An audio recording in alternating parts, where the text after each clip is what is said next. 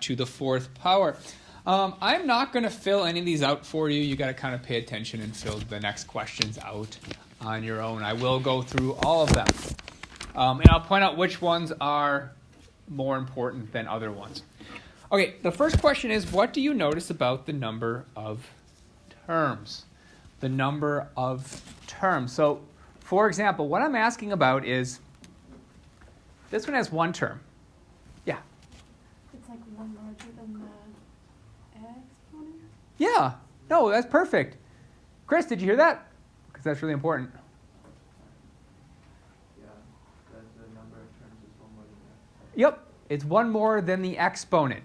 Our terms, so this is 2. If I do x plus y to the first, let me highlight that. If I'm on x plus y to the first, I have 1, 2 terms. If I'm to the second power, I have 1, 2, 3 terms. That means if I got to the 20th power, I'd have 21 terms I'd have to write, which wouldn't be fun right now. All right, next question. Next question asks, what do you notice about the powers of x and y in each row? Jack. X decreases as it goes in, and y, or they each are big and get smaller as they go in. As they go in. So in other words, our x starts out as x to the third. So we're looking at, let's look at the big guy, x plus y to the fourth. X starts out as x to the fourth. Then it drops a power to x to the third. Then it drops to x squared. Then it drops to x. And finally, it's still there. It's just x to the 0th power. So if I'm to the 4th power, my x goes 4, 3, 2, 1, 0. For my y's, they start at y to the 0th, and then they count up. They go y to the 1st, 2nd, 3rd, 4th. Does everyone see that pattern? That pattern is important because if I ask you to do x plus y to the 20th, I definitely wouldn't expect you to distribute all the way. What I would expect you to do is realize that you have x to the 20th, x to the 19th, 18th, 17th, 16th, 15th, 14th, all the way down to 0. And with your y's, you're at y to the 0th, then 1st, 2nd, 3rd, 4th. So we can already tackle our exponents just by looking at these first 2 patterns. That third question, what did I even ask in the third question? That's a good question. What is the sum of the powers of each term? So what happens when I add up each term's powers? This one isn't that cool. It just isn't. It isn't all that useful. It's nice to check something. So if I pick out any term and I add up the exponents, what should that equal?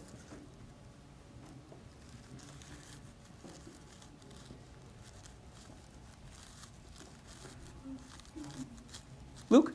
It equals like the power that the first equation was raised. Yeah, the first equation. So let's look again at that x plus y to the 4th. My original one is 4. Let's pick out just a random term. Let's pick out x squared and that y squared. Well, that's 2 plus 2. It equals 4. If I'd pick that x to the 3rd, y to the 1st, that is 3 plus 1, which equals 4. Every one of your terms' exponents must equal what your original power was. Not all that crazy important. It's just something you can check. You can use that to check to make sure you had it correct. All right, our final question, and probably one of the most important one. Is there any pattern to my coefficients? Are there any patterns to those coefficients? Good. It's larger as they go further into the equation. So they get larger, so it goes 1, 4, 6, and you said then they get smaller? And I'm going to add something to that. So they get larger and then they get smaller. So they get larger until they reach the middle, and then they get smaller. They do it symmetrically. Symmetrically. Because this goes 1, 4, 6, and then it's 4, 1. So if you know one half of it, you know the other half, because the other half will be symmetric with that other side. And the cool thing about that, so what I think are probably the most important ones. The most important of these questions are the ones dealing with the fact that my powers of x decrease, my powers of y increase, and then that coefficient one. That coefficient one is really, really important. Because if we could tackle our exponents and we could tackle our coefficient, we don't have to do all of that multiplication by hand. Because let's face it, was it all that much fun to do x plus y to the fourth?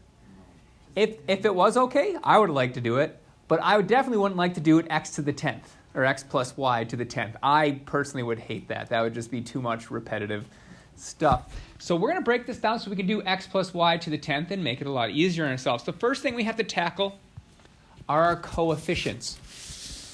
And that leads us to Pascal's triangle. Pascal's triangle are just going to be our coefficients. I love this so much. It is going to be all of our coefficients. So let's start where we started. We had x plus y to the 0th power. That's the first one we did. There's one number, so it has one coefficient, and it was just a 1. When I did x plus y to the first, let's go back to that. We had a coefficient of 1 and a coefficient of 1. 1 in front of the x, 1 in front of the y. So my two coefficients are 1 and 1. X plus y squared, that was where we had x squared plus 2xy plus 1y squared. So that's 1x squared. We have 2 xy's, and we have 1 y squared, but I want you to recognize something that's really important. What's 1 plus 1? Oh, that was a tough one.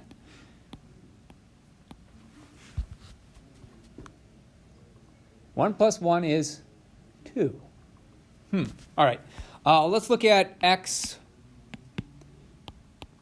plus y cubed. If we look at those coefficients, we'd have 1x squared. Then we had a 3, and finally we had 1y squared. What's 1 plus 2? 3, thank you. So 1 plus 2 gives me that 3. What's 2 plus 1? Thank you, Luke. Oh my goodness. No way. So x, I don't even have to look. I don't even have to look at x plus y to the 4th, because what I'm doing in my head is I'm starting at 1, and then I'm just doing 3 plus 1. 1 plus 3 gives me 4. My next box is going to be the sum of the two things above it. That's 3 plus 3, which would give me 6.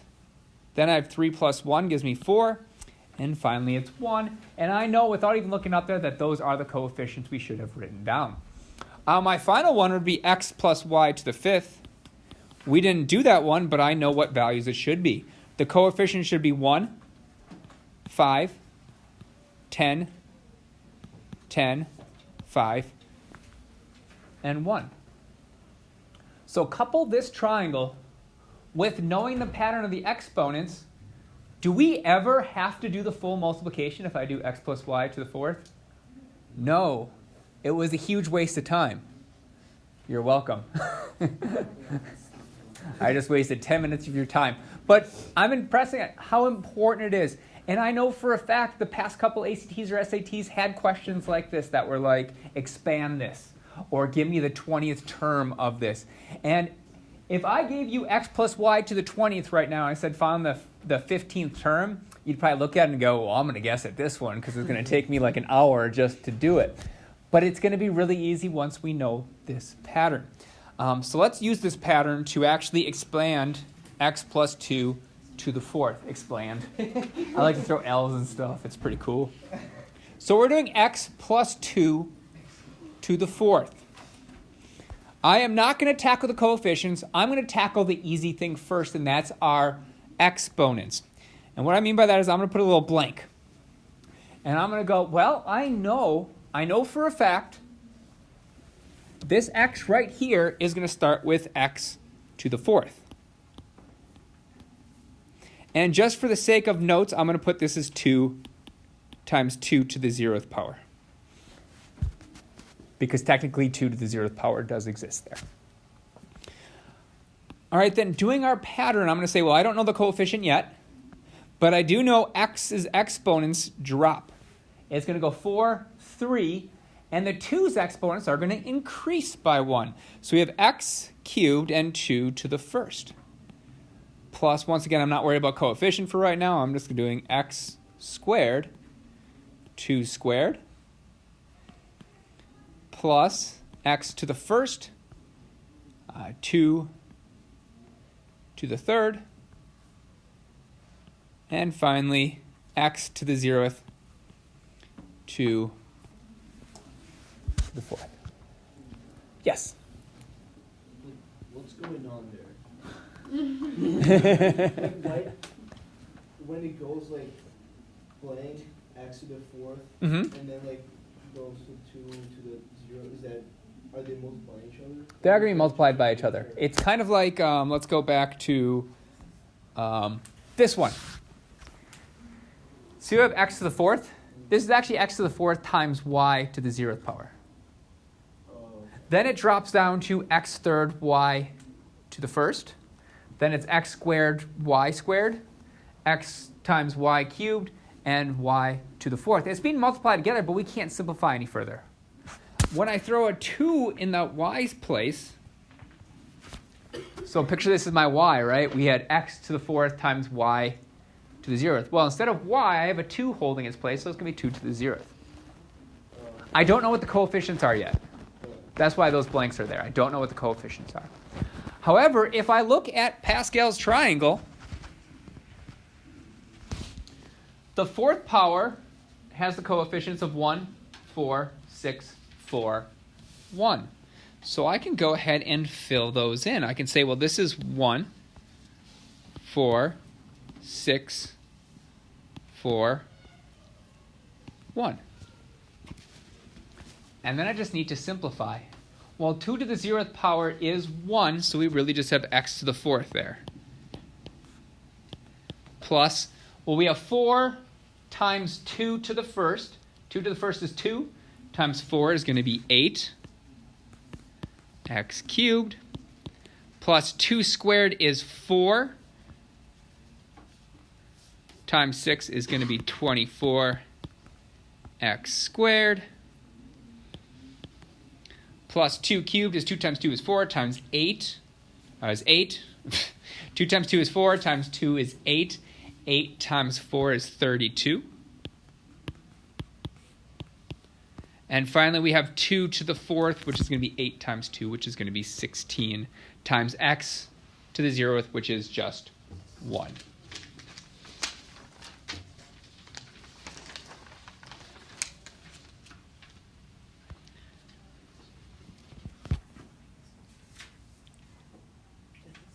What was that? Oh, I was like, there shouldn't be any minus. You think a different problem? Yeah. Oh, the next one. Yeah. So the next one's a little bit different, but it's the same. Different, but the same. All right, we need to look at it a little bit differently. Does everyone understand what happened up here now? Does it all make sense? Is that easier than factoring stuff out or distributing? Hopefully. Our next one, we have x minus 3 to the 5th. We have to think about this in a slightly different way. I always picture this as x plus negative 3 to the 5th. So now negative 3 is going to take any places for the y's. All right, so rather than having 2's, I'm going to have negative 3's in their place. Once again, I'm going to tackle the coefficients secondly. I'm going to handle my exponents first, because at least I can get those points. Well, the easy thing about the exponents is my first value is always going to be to the 5th. So that's x to the 5th. And that'll be times negative 3 to the 0th power. And then we'll have plus, don't know the coefficient, but I do know we're going to have x to the 4th, negative 3 to the 1st, plus, don't know my coefficient yet, but we have x to the 3rd, negative 3 squared. Don't know my coefficient, but we have x squared, negative 3 to the 3rd. Oh, please tell me we're almost done. Plus, don't know, but we have x to the 1st, negative 3 to the 4th, and finally, we have blank x to the 0th, and we have negative 3 to the 5th. Whew! Can someone help me out and tell me what coefficients I should put in those spots? David. 1, 5, 10, 10, 5. 1, 5, 10. 10, 5, 1. Perfect. That is that last row we did on our Pascal's triangle. Now it just takes simplifying. Remember, simplifying, this is worth most of the points in the problem. Simplifying just gives you that bonus point or bonus half point if you do it correctly. So we have negative 3 to the 0th power, which is 1. I have 1 times 1, so we just have x to the 5th. Then we have negative 3 to the 1st, which is negative 3, times 5 gives me negative 15 x to the 4th, plus, well, that's negative 3 squared, so that's 9. 9 times 10 is 90. X cubed, probably be minus because it keeps alternating. Negative 3 to the 3rd is negative 27. Negative 27 times 10 is negative 270. X squared, and then we would have 450 plus 450x, and finally minus 243. Did I mess something up? I think it's 405, not 450. Yeah, 405.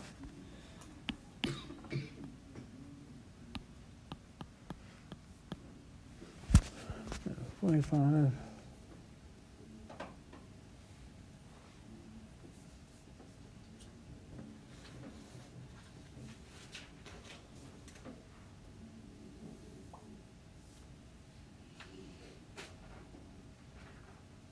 Okay.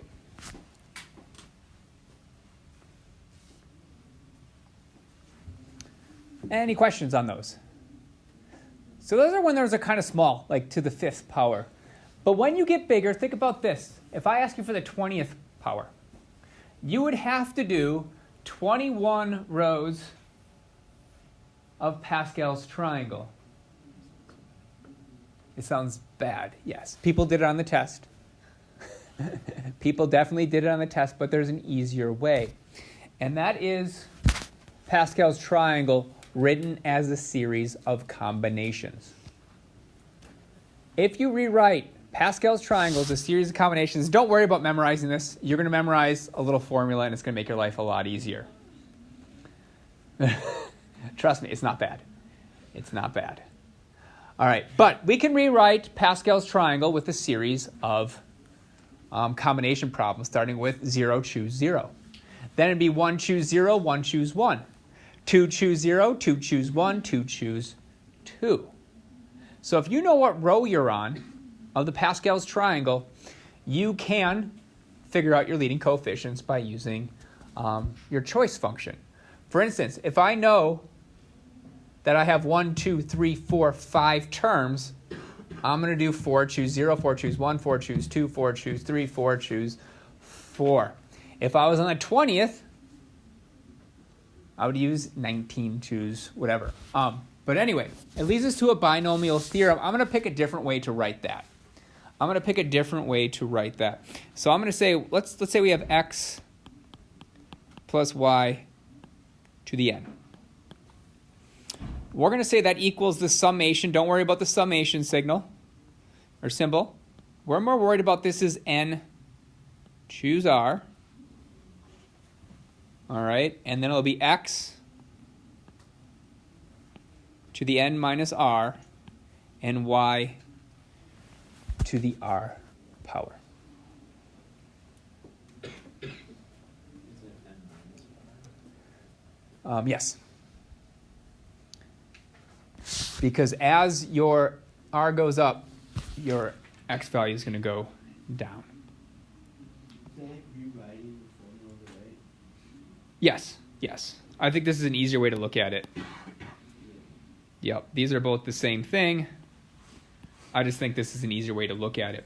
And why I think it's easier, because you just have to worry about two things. You have to worry about finding that n value and throwing it on top. And you have to know what that r value is, and that's actually going to be on the bottom.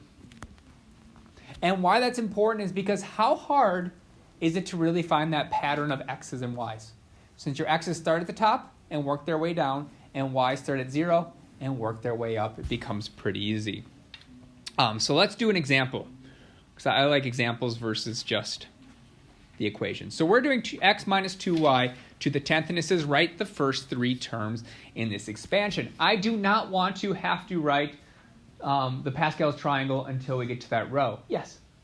Is it like n as in like combination and permutation, or as in sequence and like the less terms or the number of terms?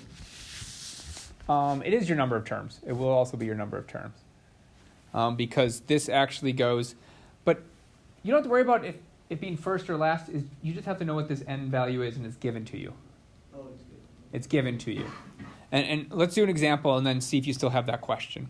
So the first one is x minus 2y to the 10th. So the first thing I'm going to do is I'm going to rewrite that as x plus negative 2y to the 10th.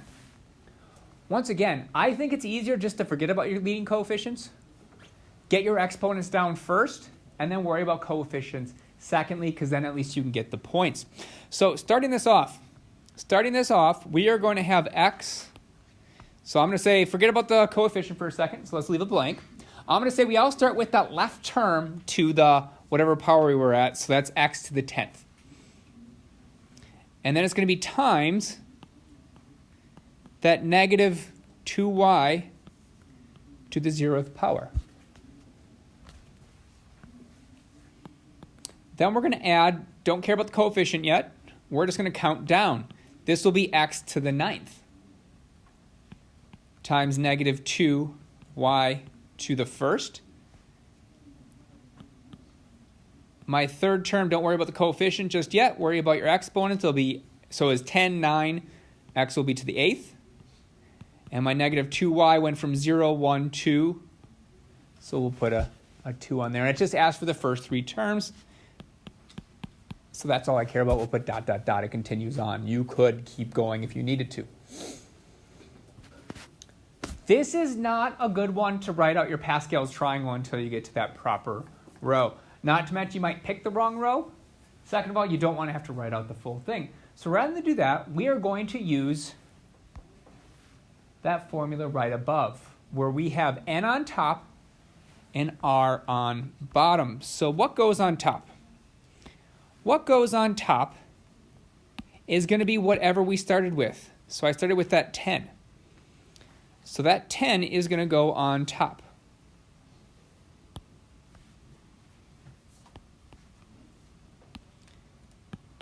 And then we are going to choose, let me pick a different color. What would stand out? Probably nothing good. Maybe green.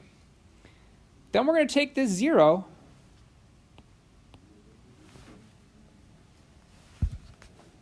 and throw that on the bottom. Then we go to our next leading coefficient. I was using purple, so let's go back to purple.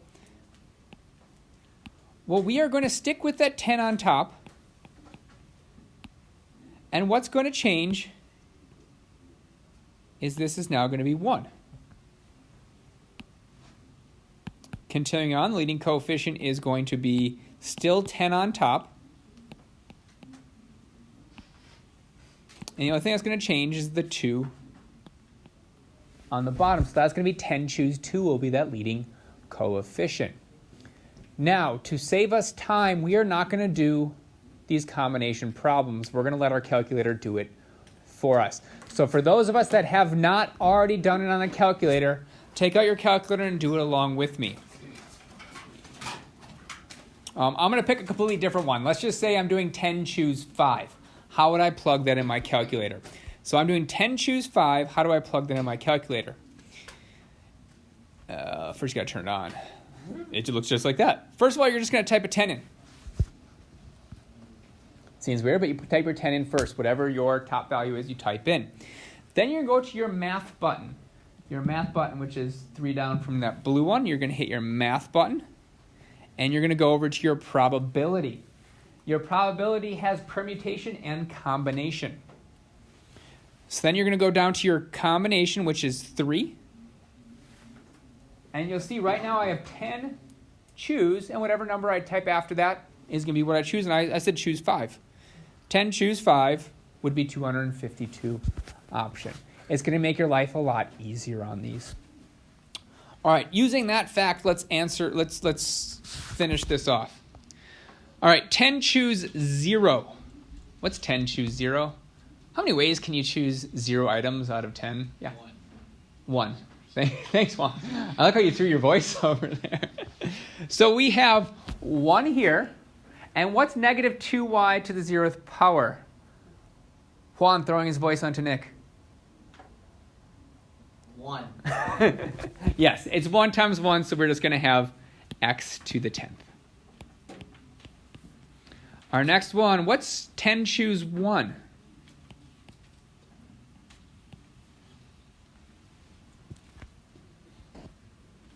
Anybody, 10 choose 1, yeah. This can be 10. And we have negative 2y to the first, so that's going to be negative 2 times 10, so in fact that's going to be a negative 20.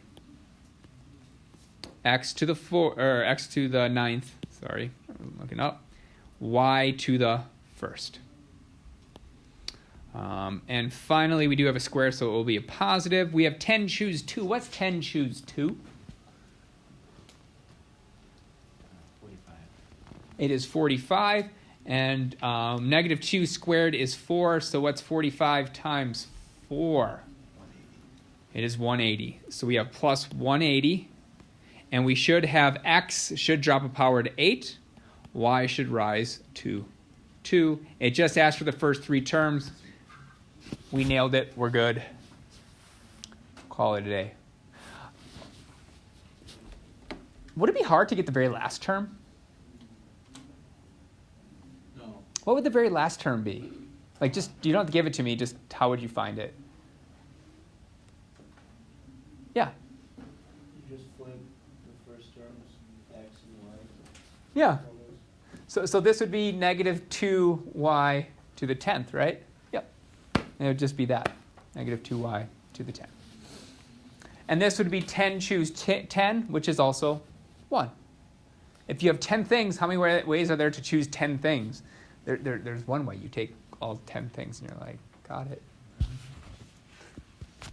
All right, this is another way I can show this thing. It says, what is the leading coefficient of a to the 7th b squared? You do not want to factor out a plus b to the 9th to end up with that. First of all, what I do want is I can erase this part. So say you're on a test. I can erase this part. I can erase that a plus b to the 9th. You would be expected to know that. You'd be expected to know that because what's 7 plus 2? 9. 9. So that would actually give you your 9, and you could solve it from there. So I don't have to give you that. All right, if I plug this in the formula, remember our formula is our leading coefficient is n over r. That'd be our leading coefficient of a to the 7th b squared. Well, my n value, well, that's just that 9. That 9 we started off with. Our r value is just going to be that 2. So plugging that in that formula, we are going to have our leading coefficient is 9. Choose 2. That would be my leading coefficient of a7 b squared. Can someone tell me what my leading coefficient is, knowing that it's just 9 choose 2, and you can use your calculator, and it should be more than 2 people that know the answer. If you're looking at me, you better have the answer, and you should put a hand up. Just, yeah. 36? I agree. It was 36 would be my leading coefficient. So even though I write all that down, your complete answer is just the 36. This is fine for your answer, though. Yes? So you don't really have to write out that formula? Nope. You just have to know how it works? Yeah. Yeah. Formulas are really just, at the heart, you just got to know how to use them. I don't sit in bed at night memorizing formulas. I just know how it works. It makes your life a lot easier knowing the pattern. Otherwise, you're spending so much time trying to memorize stuff. Just know kind of that nice pattern. Questions? Our homework gonna hurt. It's going to hurt. No. It's almost identical to what we did in class. I will give you some hints really quick. What time? I got time. Some hints. 45, 47, 49, 51, 53, 57. All of those might be just easier to use Pascal's triangle because it's already written for you. It might just be easier to use Pascal's triangle rather than doing your choose function. After that, we have like 61, 63, which are to the 9th and 10th. Those are definitely ones you want to plug into that formula or know what your n is and what your r is. Same thing with 65, 67, 69, 71, 73, challenge problem. So do we have to do it? Yes, you have to try it. And just for that, it's going to be the one I check. No, I won't check it. It's a challenge problem, so if you're stuck on it, because it is 3 terms, you have to do something different. You have to somehow think of it as a binomial. You have to try to think of it as a binomial. That's my only hint I can give you on that one without giving away the super fun of it.